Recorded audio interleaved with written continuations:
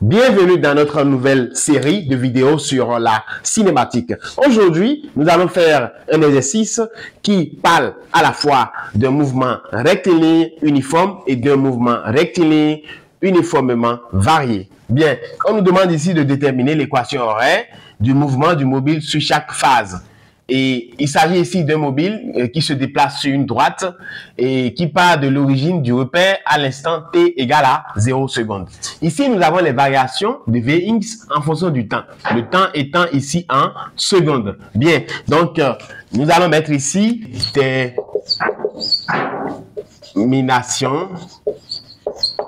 détermination de l'équation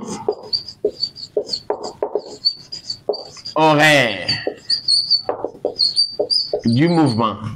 Donc, il s'agit ici du même mobile sur chaque phase.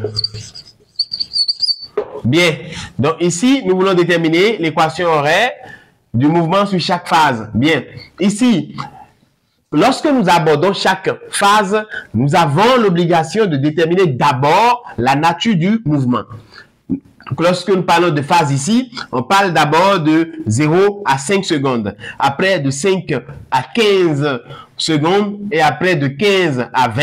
Donc, si vous observez bien, vous allez constater que tout a été conçu ici par bande de 5, 10, 15, 20, 25, 30, 35, voilà. Donc, ici aussi, 0, 5, 10, ainsi de suite. Bien, donc, sur la phase là, on constate que la vitesse est en train de varier en allant vers le haut. Donc, la vitesse varie ici. Et comme la vitesse varie ici, ça veut dire que le mouvement est uniformément varié. Et comme on a dit ici que le mobile se déplace sur une droite, ça veut dire ici que ça veut dire ici que le mouvement est rectiligne. Et comme ici, la vitesse varie, ça veut dire que le mouvement est uniformément varié. Si on combine les deux, on va dire simplement que il s'agit ici, donc, sur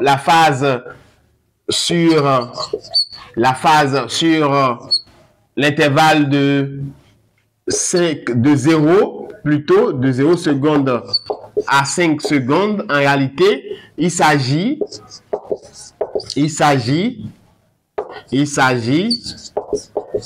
d'un mouvement, rectiligne uniformément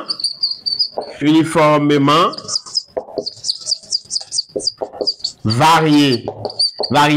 Donc, rectiligne parce que le mobile se déplace sur une droite, uniformément varié parce que la vitesse est en train de varier. Donc, ça qui est ici, 0, et ça grimpe ça augmente jusqu'à 10 ici. Bien. Donc, lorsqu'il s'agit d'un mouvement rectiligne uniformément varié, on a une forme générale pour les équations horaires d'un tel mouvement. Donc, nous allons mettre la forme ici. Et comme vous le constatez ici, c'est le même mobile qui a ce type de mouvement et qui a aussi ce type de mouvement et ce type de mouvement. Donc, on a affaire à 3 équations horaires. Donc, nous allons mettre les indices pour faire la différence. Donc, l'équation horaire, dans ce cas, ça va faire, sur cette phase, ça va faire x 1 de t qui va faire ici 1 demi de A1 x facteur de t moins t01 au carré plus V01 x facteur de t moins t01 plus x01. Voilà ici l'équation ici horaire du mouvement du mobile sur cette phase, sur cet intervalle de temps. Bien, nous allons maintenant passer au calcul des différentes choses que nous allons remplacer. Donc, les choses que nous allons remplacer ici sont A1x qu'on va déterminer, T01 qu'on va déterminer, V01x qu'on va déterminer et x01 qu'on va déterminer. Donc, nous allons commencer par A1x. Pour déterminer A1x ici, nous allons utiliser la formule suivante. Donc, ici, A1 A1 X ici, ça va faire ici variation des Vx sur variation du temps. Donc, retenez cette formule, ça fait variation des Vx sur variation du temps. Maintenant, comment nous allons le faire? C'est simple. Donc, suivez-moi attentivement. Bien, donc, ici, nous allons choisir un Vx et nous allons choisir aussi son temps.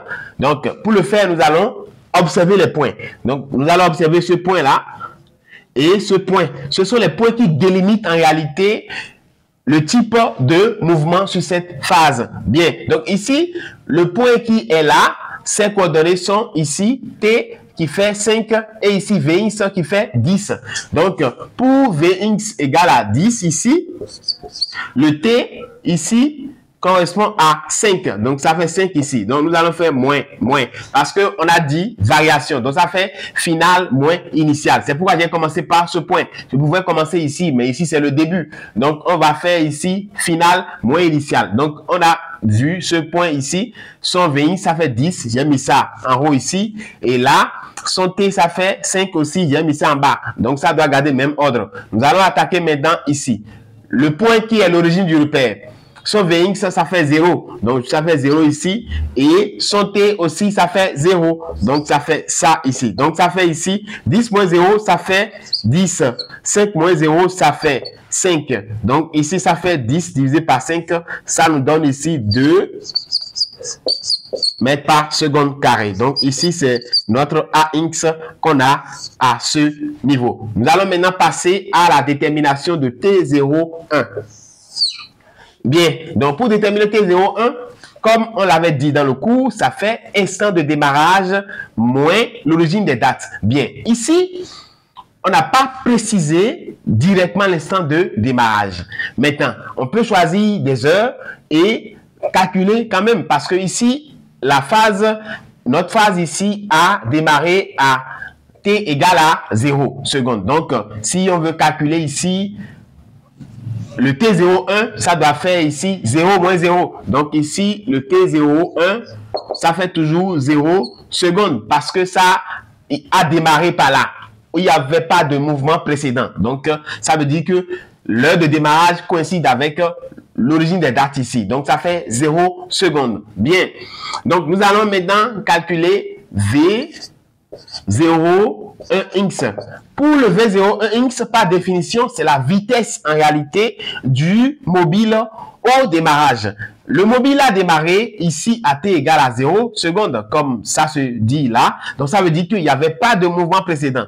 Donc, comme ça a démarré par là, ça veut dire que sa vitesse de départ est égale à 0 mètres par seconde. Donc, comme on le constate ici à T égale à 0 secondes, on a constaté ici que la vitesse est égale à 0 parce que nous sommes ici à l'origine du repère. Donc, par conséquent, ça veut dire que le V01X est égal à 0 mètres par seconde ici. Bien, nous allons maintenant aborder X01.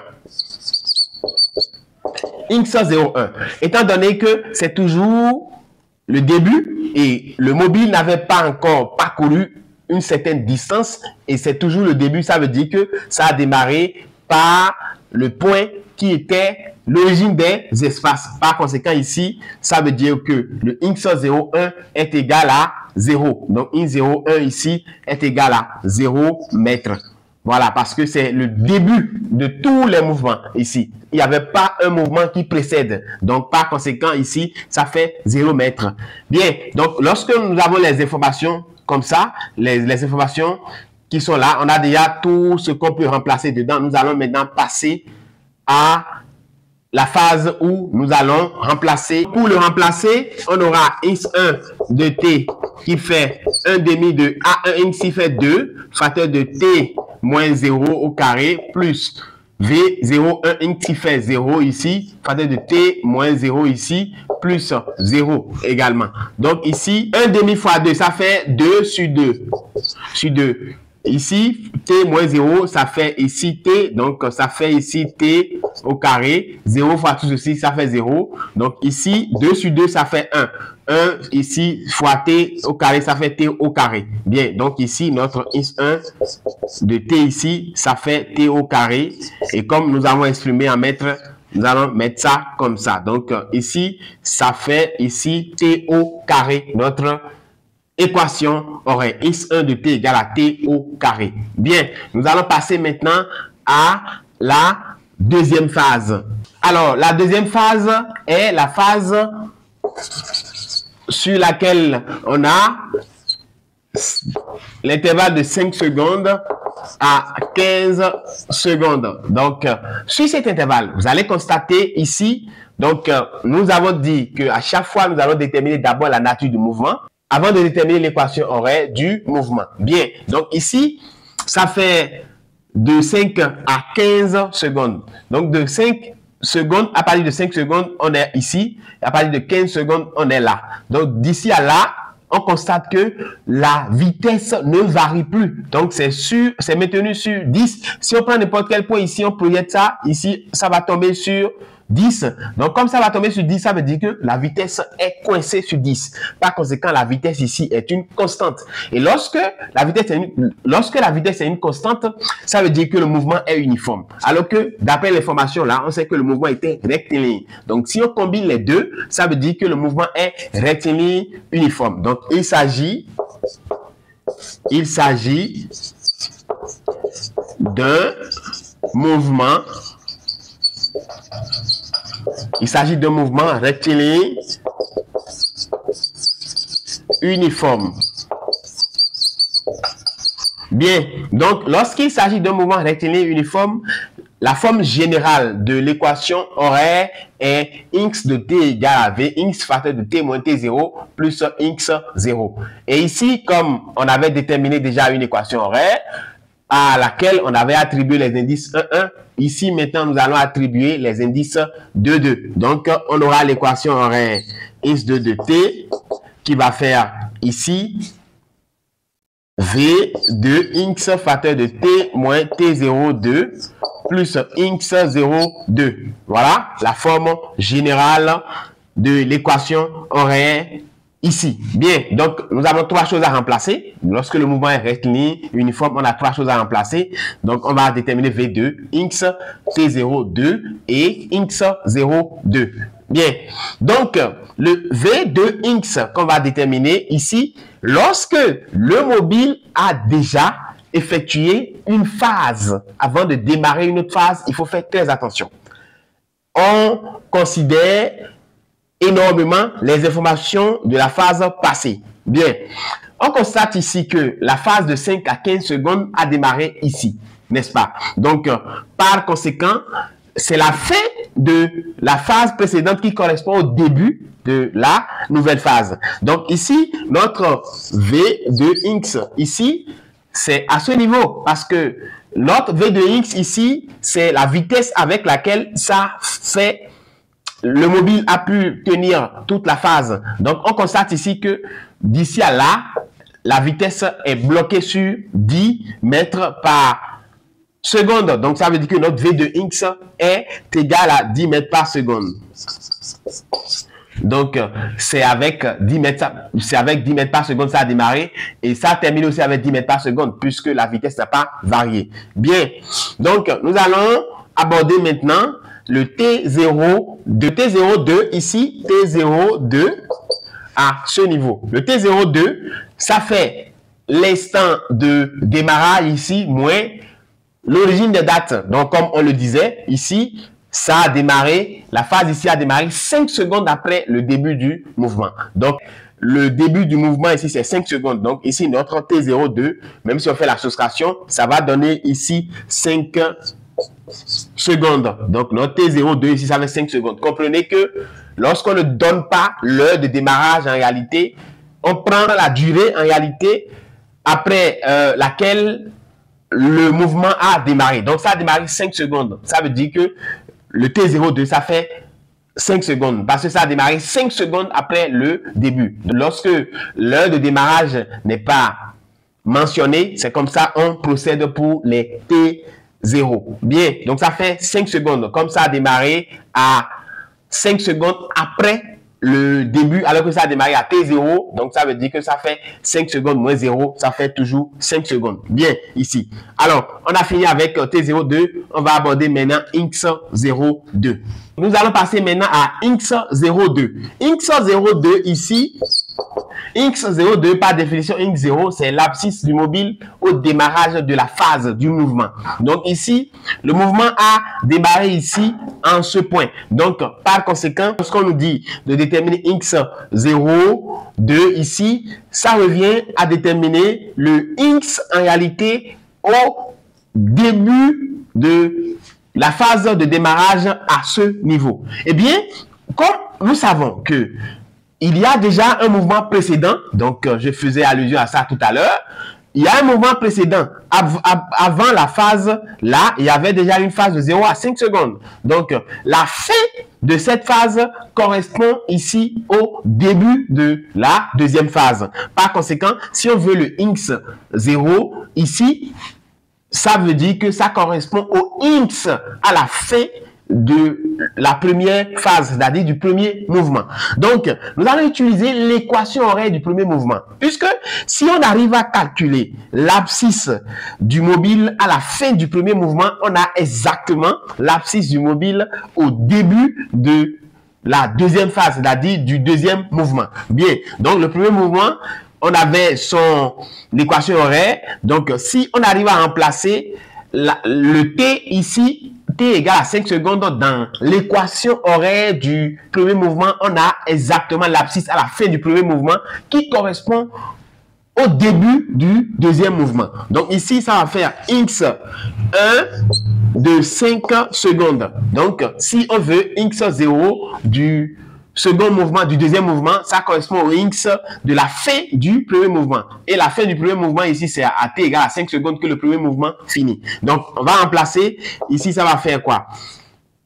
X1 de T, X1, ça va faire T au carré. Donc, ça va faire ici 5 au carré, qui fait ici 25 mètres. Donc, ici, le X02, ça fait ici 25 mètres. Bien, donc dans ce cas, nous allons maintenant remplacer les choses pour calculer le X2 de T. Donc, X2 de T va faire ici maintenant V2, ça fait 10 facteur de T moins ici 5 plus 25.